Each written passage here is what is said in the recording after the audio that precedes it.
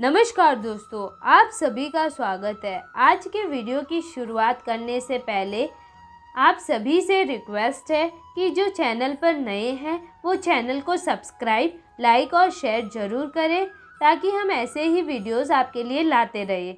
आज के वीडियो में हम संत तिरुवल्लुवर के बारे में पढ़ेंगे, तो चलिए शुरू करते हैं। आज से लगभग 2000 वर्ष पूर्व सुदूर दक्षिण में तिरुवल्लुवर नाम के एक प्रसिद्ध संत हुए हैं।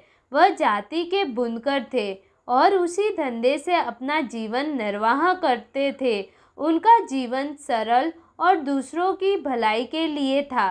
तिरुवल्लुवर की पत्नी वासु ही बड़ी सुशील थी। जिस प्रकार उनके माता पिता, गांव, परिवार का सही पता किसी को न था, उसी प्रकार वासु ही के विषय में भी लोग कुछ नहीं जानते थे। उसके रूप, गुण और शील को देखकर कोई उसे राजकुमारी कहता था, कोई कुछ और। तिरुवल्लुवर को अपनी पत्नी के प्रति बड़ा आदर था। वह उसे देवी मानते थे। वह भी अपने पति को भगवान की तरह पूजती और उनकी सेवा में लगी रहती थी। वह उनसे पहले उठती और बाद में सोती थी। तिरुवल्लुवर कहा करते थे, जो स्त्री अपने शील की रक्षा कर सके, पति की सेवा करे, अपने वचन से न डिगे और हिम्मत न हारे, वही आदर्श नारी है। वासु ही वास्तव में महान नारी और आदर्श पत्नी थी। संत तिरुवल्लुवर के विषय में एक रोचक घटना प्रसिद्ध है।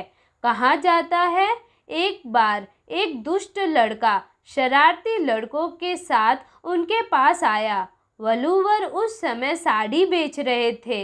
उस लड़के को देखकर वल्लुवर ने पूछा, बेटा तुम्हें क्या चाहिए? लड़का बोला, मुझे अपनी माँ के लिए एक साड़ी चाहिए। बताओ इस साड़ी का क्या मूल्य लोगे? वल्लुवर बोले, केवल 2 रुपए।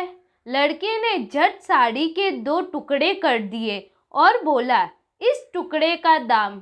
वल्लुवर शांत भाव से बोले, बेटा इसका 1 रुपया। तब उसने उस टुकड़े के भी 2 हिस्से कर डाले और पूछा, इसकी कीमत? वल्लुवर मुस्कुराते हुए बोले, 8 आना। युवक ने साड़ी के छोटे छोटे अनेक टुकड़े कर डाले और बोला, मैं इन टुकड़ों का क्या करूँगा? मुझे ये नहीं लेने हैं। तिरुवल्लुवर बोले, तुम सच कहते हो बेटा, अब ये टुकड़े किसी काम नहीं आ सकते। युवक अपने किए पर लज्जित हुआ और बोला, खैर कोई बात नहीं, मैंने तुम्हारा नुकसान किया है। तुम गरीब आदमी मालूम होते हो। मेरे पास पैसों की कमी नहीं है। लो ये 2 रुपए। तिरुवल्लुवर ने रुपए लेने से इनकार कर दिया और कहा, बेटा तुम समझते हो कि तुम्हारे 2 रुपए इस नुकसान को पूरा कर देंगे?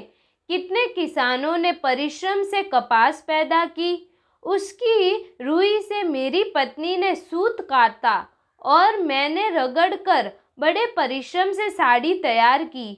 जब लोग इसे पहनते तभी हमें सुख मिलता और हमारा परिश्रम सफल होता। तिरुवल्लुवर यह कहकर चुप हो गए। युवक की आंखों में आंसू भर आए। उसने संत के पैरों में गिरकर क्षमा मांगी। तिरुवल्लुवर ने प्रेम से युवक को गले लगा लिया और कहा, बेटा मुझे प्रसन्नता है कि तुम अपनी गलती समझ गए। साड़ी दूसरी बन सकती है, लेकिन दूसरा जीवन कहाँ से लाओगे? युवक घर चला आया और अपने पिता को सारी घटना बता दी। उसका पिता एक धनी व्यापारी था। वह विदेशों से व्यापार करता था। उसका नाम अनिल था। युवक उसी का इकलौता बेटा था। उस समय भारत की बनी रेशमी, सूती कपड़ों की वस्तुएं, मोती, मोर पंख, हाथी दांत के खिलौने और लोहे के यंत्रों की संसार भर में बड़ी मांग थी। वह अपने पुत्र पर बुनकर का इतना प्रभाव देखकर बहुत खुश हुआ। उसने उस बुनकर से मिलने का निश्चय किया। लेकिन आश्चर्य इस बात का था कि किसी को उसका नाम पता ठिकाना कुछ भी पता नहीं था। कोई उसे संत और कोई पागल बताता। अब तो सौदागर की प्रबल इच्छा हुई कि वह पता करके ही दम लेगा। अगले दिन पिता और पुत्र दोनों बुनकर की खोज में निकले। पूछते पूछते किसी तरह दोनों वलूवर के घर पहुँचे। वलूवर अपनी पत्नी के साथ बिना कहीं ध्यान दिए काम में लगे थे। वे दोनों उन्हें खड़े खड़े देखते रहे। अचानक तिरुवल्लुवर का धागा टूट गया। उन्होंने ऊपर नजर उठाई तो द्वार पर उस युवक को किसी के साथ खड़ा देखा। हंसते हुए बोले, बेटा अंदर आ जाओ, कैसे आना हुआ? तिरुवल्लुवर की पत्नी ने दोनों के बैठने के लिए चटाई बिछा दी। पत्नी ने कुछ फल और मीठा लाकर रखा और दोनों से कहा, आप बड़े लोग हैं, हम गरीब हैं।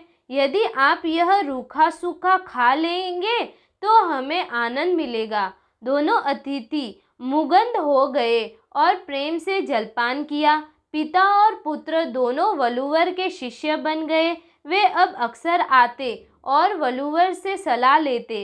एक बार देश में अकाल पड़ा, चारों ओर हाहाकार मच गया, लोग भूख से मरने लगे। वलूवर ने युवक के पिता से कहा, अपना धन, अन्न और सब कुछ गरीबों में बांट दो।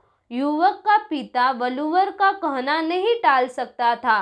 बोला, फिर मेरा क्या होगा? वलूवर ने शांत स्वर में समझाया, मित्र, बादल लोगों के कल्याण के लिए अपनी आखिरी बूंद तक बरसा देते हैं, फिर भी यह नहीं सोचते कि अब आगे पानी के लिए क्या होगा। तुम भी बादल की भांति बरसो, तुम्हें पछताना नहीं पड़ेगा। उस धनी ने वैसा ही किया। अब उसके पास कुछ न बचा। उसका नाम हर व्यक्ति की जुबान पर था। देश भर में उसका यश फैल गया। थोड़े ही दिनों के बाद वर्षा हुई और उसका खजाना पहले से भी अधिक भर गया। एक दिन उसने वलूवर के पास आकर कहा, महात्मा, मेरी एक प्रार्थना है। आपकी अमृतवाणी से मेरा और मेरे बेटे का जीवन सुधर गया। आप अपने अनुभव पुस्तक में लिख दें तो वह दीपक की रोशनी की भांति भूले भटके मनुष्यों को मार्ग बताएगी, जिससे सबका कल्याण होगा। तिरुवल्लुवर ने इस बात को मानकर एक ग्रंथ लिखना आरंभ किया। उन्होंने कविता में धर्म, अर्थ और काम के विषय में लिखा। मोक्ष के विषय में उनकी धारणा भिन्न थी। उनका कहना था कि धर्म के मार्ग पर सही जीवन बिताओ तो मोक्ष स्वयं मिल जाएगा। थोड़े ही समय में ग्रंथ पूरा हो गया। इसमें 1330 दोहे थे। उन दिनों मदुरई में विद्वानों की एक परिषद थी। तमिल भाषा का कोई भी ग्रंथ बिना तमिल परिषद की स्वीकृति के नहीं चल सकता था। तिरुवल्लुवर अनिच्छा से भक्तों के आग्रह पर मदुरई गए। सभा में ग्रंथ प्रस्तुत किया गया। पहले तो लोग हंसे कि इतना छोटा ग्रंथ और जीवन के सभी पहलुओं पर। बाद में तमिल परिषद ने इस पर विचार किया, परंतु ग्रंथ को स्वीकृति न मिल सकी। लेकिन सभापति के कहने पर जब जोर जोर से ग्रंथ का वाचन शुरू हुआ तो लोग आश्चर्य में डूब गए। सबने खड़े होकर तिरुवल्लुवर का स्वागत किया और उन्हें ऊंचे आसन पर बिठाया। तमिल भाषा में आज तक ऐसा ग्रंथ नहीं लिखा गया। यह कूलर चंद में लिखा गया है। इसे तिरुकूलर कहते हैं, जिसका अर्थ होता है पवित्र कूलर ग्रंथ। तभी से तिरुवल्लुवर तमिल प्रदेश में प्रसिद्ध हो गए। उनके घर लौटने के कुछ समय बाद वासुहि का स्वर्गवास हो गया। तिरुवल्लुवर वेदांती थे। वह जीवन से विरक्त हो गए और संन्यास ले लिया। जब उनके जीवन का अंतिम समय निकट आया तो उन्होंने अपने मित्रों तथा शिष्यों से कहा, थोड़े ही दिनों में मेरा जीवन पूरा हो जाएगा। तब मेरे प्राण विहीन शरीर को आप घसीट कर जंगल में छोड़ आइए। जंगली जानवर उसे खा लेंगे और हाड़ उसी मिट्टी में मिल जाएंगे जिससे यह बना है। उनकी जीवन लीला समाप्त हुई और उनकी इच्छा अनुसार लोग उनके शरीर को जंगल में छोड़ आए। मरने के बाद भी उनका शरीर जानवरों की भूख मिटाने के काम आया। उनकी महान वाणी सदा हमें सही रास्ता दिखाती रहेगी। यही पर कथा हमारी समाप्त होती है। अगर आपको यह कथा अच्छी लगी हो तो चैनल को सब्सक्राइब कीजिए और वीडियो को लाइक और शेयर ज़रूर करें। वीडियो को अंत तक देखने के लिए आप सभी का धन्यवाद।